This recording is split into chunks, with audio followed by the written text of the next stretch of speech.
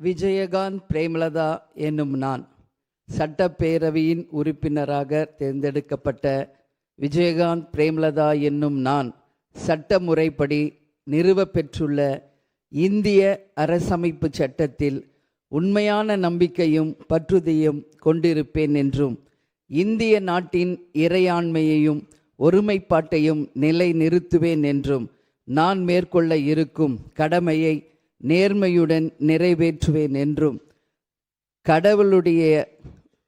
கடவுள் அறிய உறுதி கூறுகிறேன்.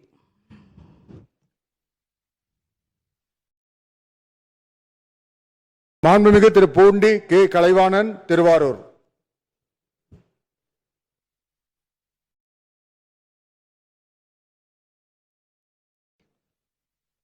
வாழ்த்துக்கள்ப்பா.